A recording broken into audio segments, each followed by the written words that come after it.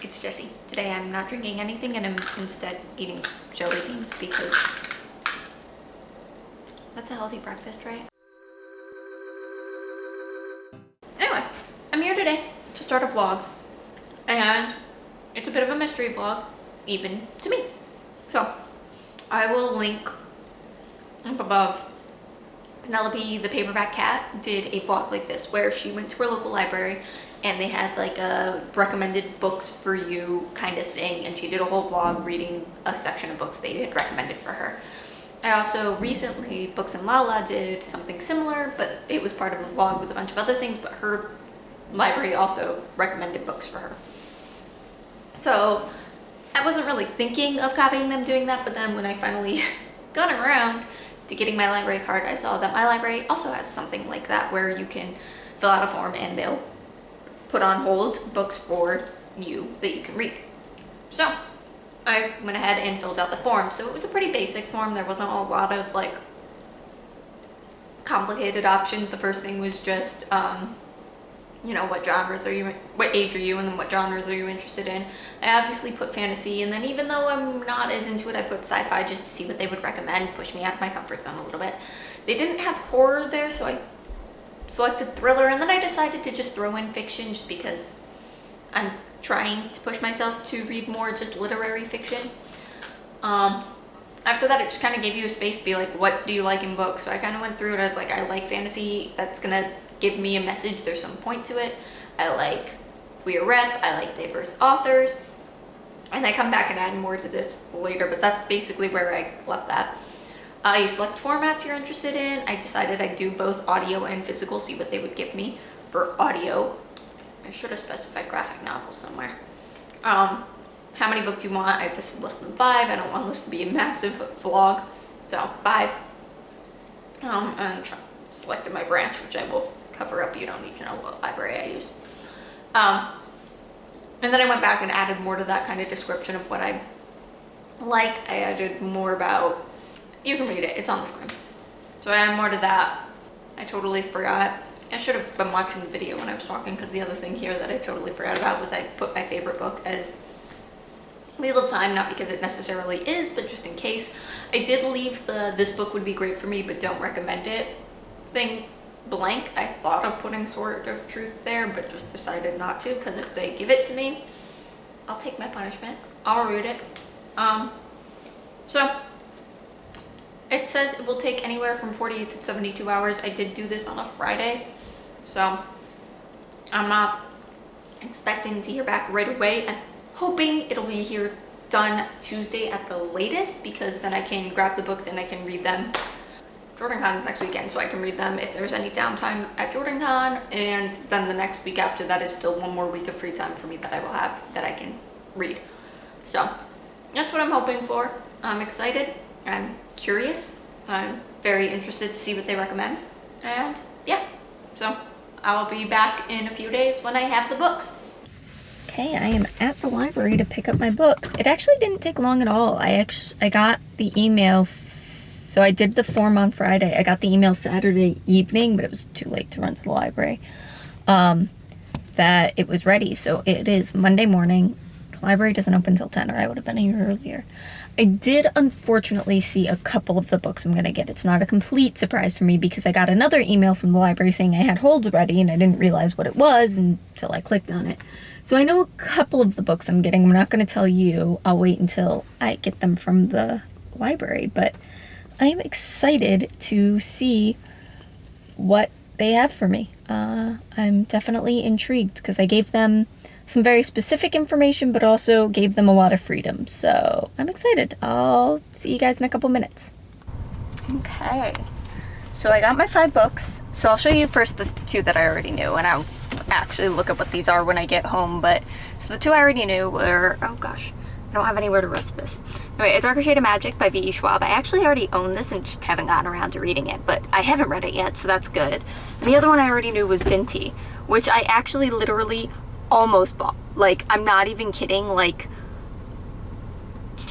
on Saturday I was at a bookstore and I almost bought the bind-up of the 3 volumes of Binti, because like I've been wanting to read it. So like, good choices so far. The other three of these I don't recognize. So we have Ascension by Jacqueline Koyanagi, which looks sci-fi, looks interesting. This is, I don't know which one's the author and which one's the title here. I think it's David Mogo God Hunter by Soy Davies Okonbawa, which is the next one, which is a gorgeous cover. I have no idea what this book is, but it's gorgeous. And then the last one is huge. It's the Grace of Kings by Ken Liu, which is huge.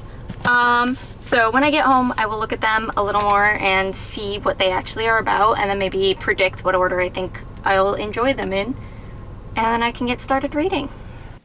I redid my lights, but now you don't really get to see them in the shot. I did them as like a frame around the bookshelves. I like it more, but it's a shame you can't see more than just this strip. Anyway, so let's go through these books, see what they're about. So the first one, let me grab my phone so I can look up pronunciations. Oh, wow. Okay. So this first one is David Mogo God Hunter by Sui Davies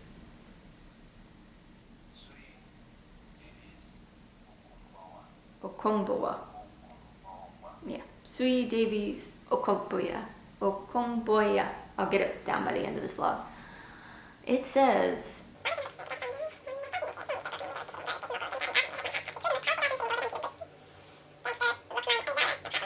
so this is his debut, it says, and he is a Nigerian author. Sui Davis Okongboya is a Nigerian author, and I looked a little bit on his biography while I was getting the pronunciation of his name. Oh, so pretty. Sorry. And this is like gods show up in the town of Lagos, the city of Lagos, and the David Mogo is a demigod, and he teams up with a, quote, wizard gangster to take down the gods. So urban fantasy, African. This cover is just, it's so gorgeous, and oh, there you go. There you can see some of the details. Oh, sorry, that's gorgeous. All right, so that's book one. And next is Binti by Nnedi Okorafor. Now, I didn't have much interest in this, mostly because it's sci-fi, and until this year, I really didn't think I liked sci-fi. Oh, the sticker is covering. Can I just take these off?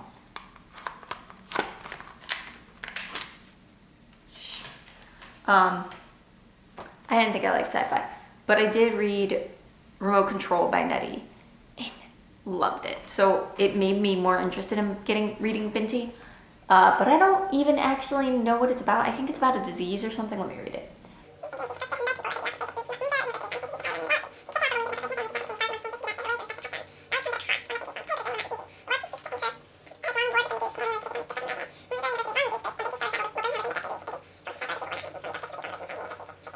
Okay, so it's about a young woman that is accepted into a university, but it also means like she loses her status in her family to take it up. And then there's war between alien races, I think. It's very, very much the kind of sci-fi I'm not sure on, but I'm intrigued. Next is A Darker Shade of Magic by V. Schwab. I'm just taking the sticker off of them. A Darker Shade of Magic by V. Schwab. This is one I literally, I own that. It's right here, but that's jammed in there, so I'm not going to try to get it out. And from my understanding, there are 4 different dimensions, 4 different worlds of London: red, black, gray, and white. One doesn't have any magic. One, the magic ran so rampant that it like destroyed the world, and then the other 2 are somewhere in between, I think. And this is about a guy that can travel between them. I don't actually know much about the plot.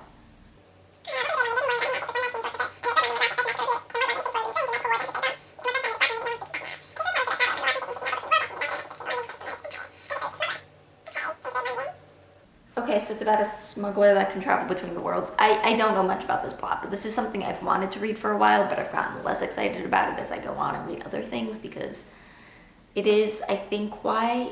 Is this YA, or is it one of those books they call YA because it's written by a woman? Maybe it's adult, I don't know. So I'm intrigued, because I've wanted to try this book, and specifically I've really wanted to try some V.E. Schwab. I've had a lot of people recommend The Immortal Life of Addie LaRue to me, so I'm excited and intrigued by this one, but my excitement for it is kind of tempered since I bought the book, which is why I haven't read it. Alright, now we're getting to the books. Two more books that I have literally no idea, and I'm gonna have to look up this author. Give me a second. Okay, this is Ascension by, I'm gonna say, Jacqueline Koyanagi. I couldn't find a pronunciation guide, so I'm going with Koyanagi until I see something that says otherwise. Which is...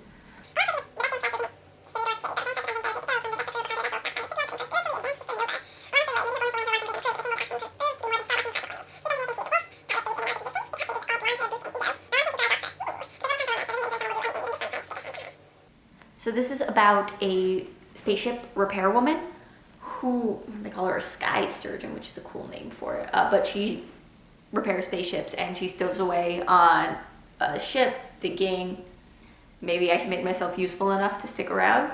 Looks like there's going to be a female-female romance. I'm getting a Long Way to a Sprawling Replanet vibes from this, like found family coming together. I'm excited. And then this big boy, oh boy. This is also the only hardcover of the batch, which is interesting. It's also clearly older, which is also exciting. So this is Grace of Kings by Ken Liu.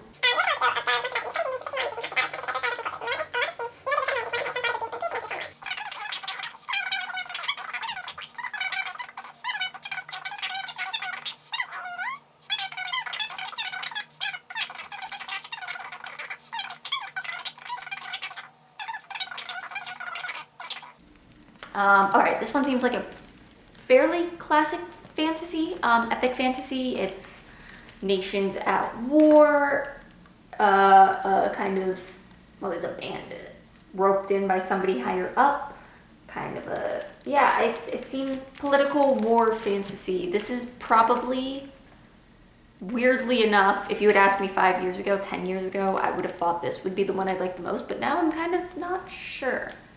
Also, it's part of a series. Hopefully there aren't too many books in it, because if it is good, then I gotta read it. I think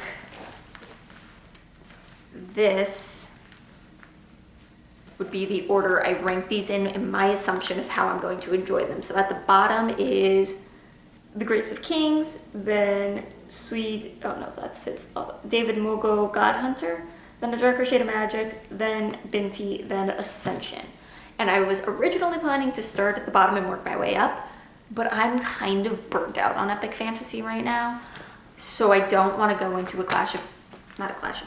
Grace of Kings, with that in mind, because between Live Ship Traders and Stormlight Archive, I've just really been burnt out on fantasy. So I think what I'm going to do, maybe I'll start with Binti to get something quick and easy out of the way. I'm going to purposely not jump to Ascension because I think I'm really going to love it, and I want to save that towards the end. I think one of these two will be first, just because this is short and this I think is really interesting. But I'm not going to start them right away because I have homework to do. But this one I might just, I don't know if I want to save something short for later when I'm like feeling tired. I think I'm going to read this one, then Binti, and then I'll go into, hopefully by then, The Grace of Kings will feel a little more up. So let's do that in this order. From top to bottom, this is the order I will read them in. That's Binti in there if you can't see it. So that's what I think I'll read them in, and I will update you when I get a little bit into David Mogo God Hunter.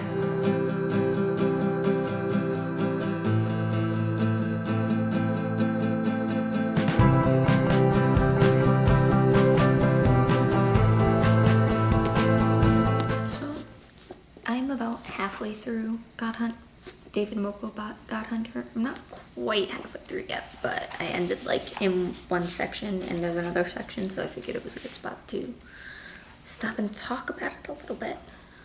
I don't know how I feel about it. I think it's good, but I don't like it. I just don't think it's my kind of genre. I just don't think this style of urban fantasy is for me. This like our world, but there's magic in it, you know? I think like my urban fantasy to be somewhere a little bit more fantastical where like the magic has changed the world, whereas this is like, this is our world, but there are gods. David Mogo, the main character, is an interesting character. He's a very conflicted young man, but I haven't really attached to him in any way yet. His guardian is interesting too. One thing I'm struggling with in this book is that his guardian speaks with like an accent or a dialect. It just makes it hard to read, and sometimes it gets so bad that like I'm not even entirely sure what he's saying anymore. I just tend to struggle with things written in a dialect. Like if you actually write your dialogue in the dialect instead of just saying like, especially if it's a dialect I'm not terribly familiar with. So that's been a bit of a struggle. Other than that, I'm enjoying the story. I'm wondering if this book was originally intended to be more than one book, either like a trilogy or maybe just a duology, and the author thought he didn't have it, or the publisher possibly, thought he didn't have enough for 2 separate books and so combined it into one. Because it really does feel, this first part feels like a complete book. Like if they had released this as like 2 novellas, I think it would have worked just as well. Like this is a complete story. Like yes, there's some stuff at the end, like it's one of those things where like the solution to the first conflict causes possibly more issues, or it's kind of the, I don't know if this would be considered a spoiler. Nah, I'm not gonna say it, never mind. So I don't know what I honestly have very little idea what I'm getting into in this second half here. And that's kind of exciting, interesting, but I'll keep it up. I will hopefully not take too long to finish this. Hopefully I won't take too long to finish this though, because this is only book 1 and it has been like a week. So I'm hoping I can get through this a little bit faster, and especially if I double down and like actually focus on it, I think I can get through it pretty fast. But I'm gonna work on that now, and I will update you when I finish with what my final thoughts, final rating is. Get back to it. Alright, it's a month after the last vlog, and I'm still doing the next one because this book is taking me forever. I gotta get my act together. But anyway, my next Sips by box came, so I figured like last time I'd do an unboxing and show you how the scissors. Okay, we got the little discount card again. Put this up here, I'll put the link in the description in case you're interested. Okay, and the little August card. It's got the teas on the back and brewing instructions. I guess we're kind of ahead of month because it's, end of July and I'm getting the August box. I guess it makes sense to ship it early rather than later, but anyway, so we've got in here tea bags. Okay. Okay, well, let's see. The ones on top here are from Organic India, Tulsi Focus, Raspberry and Lemon. So these are individually packaged, so there should be, I believe, 4 of these in the box. 1, 2, 3, 4. Yep. 4 of these in the box, and they are for mental clarity and cognitive support. Next up here is a turmeric spice tea from Vadham Teas. Again, because these are individually packaged, there will be 4 of them in the box. So this is turmeric and some other spices, but it's an herbal tea, so probably not caffeinated. Yeah, not caffeinated, although ginger and black pepper might wake you up anyway. So there's 4 of those. And then for our loose leaves, we have a Bare Leaves tea. So this is, they always come in little packages like this one, Bare Leaves Company. And this is Organic Nilgiri Black Tea. So this is just a plain black tea. from Bare Leaves. They tend to do very simple teas like this, and they're good, but simple. And this is Your Peach Green Tea from Tea Head, which is a green tea blend with some other stuff. Anyway, I think I'm gonna go ahead and try this turmeric spice tea right now, because it sounds...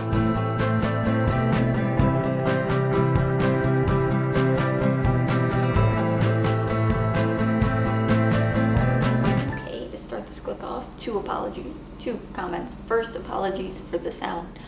They're washing windows right now, and there just isn't going to be a moment for the next 2.5 days where it's quiet, so I'm gonna have to deal with that. And right now I'm drinking that raspberry lemon tea from Tulsi that I got. There's no formal review for this, but it's good. It's tart but yummy. Considering I was expecting it to taste like pink lemonade with tea, I'm glad that it's not that. Okay, so David Mogo, God Hunter. I finished it. So I updated you last time when we were here, so about 120, 130 pages in. And this is separated into 3 parts. The first part was God Hunter, the second part here is Firebringer, and then the third part, it's about 100 pages later, and is Warmonger.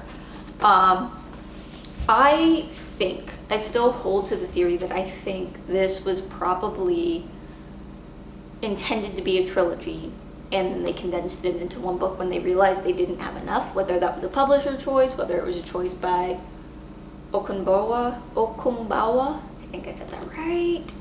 I'm not sure. Either way, I'm not sure if that was the right decision. I think if this had been published as a trilogy of novellas, it would have been interesting, but when this was published in 2019, it's not nearly as old as it seems like it should be. I don't know. Maybe they just didn't think that was the right move. Either way, I think that would maybe been a better way to do this, because the story really does shift so drastically between those 3 ones. There's time jumps between each part. It's a little disorienting. I wish the third part had been like twice as long and the first part had been like half as long. Because in the third part, and I don't want to give away like too much plot stuff because I don't want this to be spoilers, this is spoiler free, there's a lot of like gathering allies that happens in the last part, and given that there is this kind of vibe of found family, I wish that had kind of taken up a little bit longer so we could have really developed that bond between them, if that makes sense. But other than that, I ended up really enjoying this. There were a couple problems I had. I think the pacing was a little weird. It kind of was inconsistent. There were things I wish had had more time spent on them, and some things I wish had had less time spent on them. And then the other thing is kind of twofold. David Mogo as a protagonist is very reactionary. There's very few times where he's like taking the initiative or thinking ahead, or he's the one making decisions. It's very often he's doing what other people tell him, he's reacting to the situation, which I actually think is built into his character in a way that makes a lot of sense, and it actually kind of gets worse as the story goes on, and I think it makes sense in the context. But along with that, a lot of times in the story we're kind of presented with information as we need it. So like, some of that information is wrong, some of it's incorrect, it might not be the right information, but there is a habit of this book of they're trying to figure something out, and there's no prior information that we as the readers could be using to figure it out themselves. So like, as an example, to be very vague about this, you know, David might get like a clue about this item he needs that's a really vague clue and kind of wrapped in metaphor, and then somebody will tell him a story. He'll go to somebody for help and they'll tell him a story about this thing and be like, I think that's what this hint or clue is referring to, and then he'll go off to do something with that information. I think it would be better if like that kind of like story had been told earlier, so that when we hear this like metaphor, that we as the readers are calling back to that, even if David himself needs somebody else to bring it up, you know? There was a lot of moments of that, which kind of brings it down a little bit. But overall, I enjoyed this. I ended up giving it a 3.85. I haven't decided on Storygraph if that's rounding down or up just yet. I think technically that would round down to a 3.75, but I'm kind of leaning towards giving it a 4 stars because I did really like it. I think it's really interesting. It's really unique. There's a quote on the back I think I've talked about before that says, "A Nigerian Harry Dresden." I haven't read Dresden Files, but if I were to compared this to something, I would say it's a much, much more mature Nigerian Percy Jackson. Like Rick Riordan Presents, but for 19-year-olds. That's kind of, I think, what I would call this. And I think it has that kind of vibe. But and I mean that it's like absolutely is positive. Like I think it's a really interesting, I thought it was good. So it's a pretty good start, even though it took me a while to read. And next up is going to be Binti, which, if I'm remembering from the beginning, is about a girl joining... Oh yeah, she wants to go to college or something like that. And something to do with a spaceship, I think. I don't know. We're gonna get started in this. This is a short one, so maybe I can finish this in a day. I probably won't update you at the halfway point because it's like 100 pages. How many pages is this book? It's tiny. Yeah, this is less than 100 pages, so I'm just gonna sit down, read it, and I will update you when I'm done.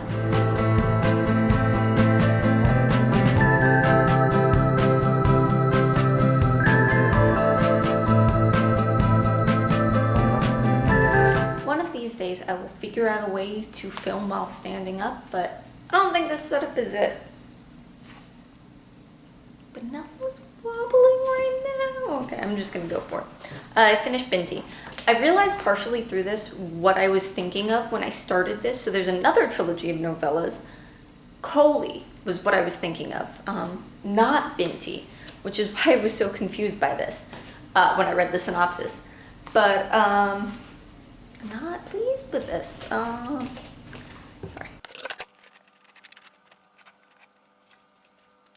Yeah, it's a little better. Anyway, but that aside, so this is Binti. It's about a girl that's on a spaceship traveling to go to a university, but she's the first person from not just her family, but like her entire community, her entire culture to leave home. And that's really what this story is about. It was much quieter than I was expecting. There were moments where I was like, this is almost like a really, really, really, really condensed, less graphic Poppy War. And that's what I thought I was gonna kind of get. I was kind of hoping she'd get to the university and realize that this wasn't the right choice for her, maybe. That like, she just wants to study and learn and do math, but they want to use her to make weapons of destruction, and she doesn't want to do that. I was thinking that was kind of what was going to happen, but she doesn't. That's not it. That's not what this story is. It's not. It's sad and it's heartbreaking at times, but it's never harsh. It's very quiet. It's very almost calm. Like there are, action moments in this. There was one jarring one very early on, but for the most part it's this very personal journey that Binti is going on while she tries to figure out her new relationship to her family and her new role in the universe as it is. I didn't do my rating for this. Give me 30 seconds. Okay. Yeah, this came out just above, I don't know why I thought I could sit down. This came out just above David Mogo, so, oh no, I only have 5 minutes left. 3.88. 3.88. It's good. I think it's interesting because it's one of those where the plot I really didn't like, and it's hard to like judge the characters because there's really only one main character, and then later we kind of get a second one. And so it's kind of interesting. It's hard to judge the characters because I like the one character that we get that's really developed, which is Binti, but we don't really get more than that. And just that single character is a hard thing for me. It's why I'm really struggling with Murder Pot Diaries as a series. But yeah, so it came out to a relatively high 3-star rating almost. This one will round up to 4 stars for sure. And it's just really quiet. I think for me, what I would have liked more from this is, well, for it to be longer, and not to be longer in the sense that like I was really enjoying this and I wanted more from it. But there's this whole part at the beginning where she's meeting people and we just skip over all of that, and it's just like we skip and they're friends. And I really wish we had seen Binti developing those relationships early on, because then what happens would be more impactful. That's my main criticism, is that beginning part of her meeting her classmates and things on the ship. I would have made that go on a little longer actually included us meeting them rather than just jumping to her being friends with them, you know? Other than that, though, I really liked it. The rest of the story I thought was paced really well. Except maybe the ending was a little bit rushed, but also we have a whole 2 other books to read. So I will continue with the series, not right away, because I've got other things, but I enjoyed this enough to want to continue. I'm not going to talk about it now because my battery is about to die. But the next one up for me is this massive one, Grace of Kings by Ken Liu. It is the start of a series. I don't really remember that much about what it's about. It's epic fantasy. I think it's very Game of Thrones, political war-esque, I think. I don't remember. You probably remember better than me because it's been like 20 minutes for you, whereas it's been almost a month for me. I am going to try to find the audiobook for that. The other 2, I just read the books, but I do think I want to find the audio for this because it's so big. But I'm going to get into this and I will give you my thoughts 1/3 to half of the way through, somewhere around there.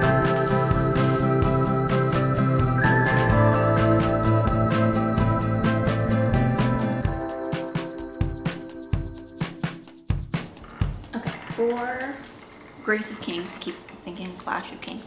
For the Grace of Kings, I was gonna try to get like 200 pages in before I update you. Just wanted to update you before I get too far in, so I have stuff. So I am 5 chapters in, I'm on page 82, so I'm like 1/10 of the way into this book. Actually, I think it's like, yeah, it's around 600, so it's more than 1/10, like 15%. I'm not gonna try to do the math right now. Probably like 13. Anyway, it doesn't matter. 8/6 would be 4/3. Yeah, so like 13%. Anyway, now that I've done all that unnecessarily, it's interesting. It's been slow. It's a lot of introducing us to the characters. It like did some at the beginning and then it like skipped 7 years. And now it's like a little bit, and like the vibe we're getting from this place is that there's unrest. So the world building here that we're given a little bit of. So there is, and I'll show you the map. Also, shout out to the librarian that taped this cover on so that I can still look at the full map. Like, whoever did that, I love you. Anyway, so here's the map, and what you can see is that it's a bunch of islands. And basically, there's one main island, but then a lot of little islands, and it's 7, I think it's 7. Yes, 7 like kingdoms originally. But the one was kind of on the outskirts, and this guy basically from that kingdom, due to having better scientific advancement, then conquered the rest of the nations. And they're now they're united reluctantly. And each nation has their own like patron god. And that's kind of the world building aspect. But now this guy has ruled for a long time and there's unrest stirring. That's kind of the world we enter in on at the beginning of this, is that this is a very tedious peace being kept. And we learn some of the things this guy did when he united the world, this area, that isn't very good. He unified the writing system, which objectively sounds like maybe a good thing, but also erased a lot of culture for a lot of places, things like that. It's also, we learn later, it's kind of a way of controlling the people, because if individual provinces can't control the information, then he gets control of the information, that kind of thing, stuff like that. Anyway, so it's a very tense world. This is very political so far, which isn't bad because we're getting so many different characters that are doing it from so many different perspectives, where only one of the plots is really tied up in this politics so far. I'm sure it's all going to come together. But it's also doing the thing I hate when in first books of epic fantasy series, which is we get a lot of perspectives that have nothing to do with each other. So right now we have, I don't know how many we even have as perspectives and how much is just giving us background, how many of these are going to be characters throughout the series or even throughout this book, or we're just hey, we get this perspective for one moment to see stuff. I don't know, but it's interesting. I'm reading Stormlight right now, but Stormlight's very modern and this is not. This is kind of Wheel of Time era. It came out in, I think it's older than, or less old than I think it is. Yeah, this is 2015. So it is surprisingly modern. But it doesn't read modern. It reads like Wheel of Time era epic fantasy, which is fine. Except I haven't read anything like that in a very long time. So I'm not sure what I'm going to think about this going forward, but I am enjoying it, and luckily I did find the audiobook, which will hopefully help me get through it a little bit faster, because otherwise this would take me forever. But that's where I'm at right now. I'm going to keep reading. I'm going to try not to update you too much throughout this, because otherwise this video will get really long and it'll be 80% just me reading this huge book. But I'll give you probably another update somewhere around the halfway mark, and then when I finish. I'm editing right now, and this is going to be well over an hour. Well, not, it's like an hour and 10 minutes, I think. So I'm going to cut this in half here and upload this as 2 parts because it's just too long. I really don't know how people do succinct vlogs. Anyway, this is where I'm going to cut it. Let me know below your thoughts so far, and like it if you want, and subscribe if you want to make sure you see part 2. And I'll see y'all next time. Bye.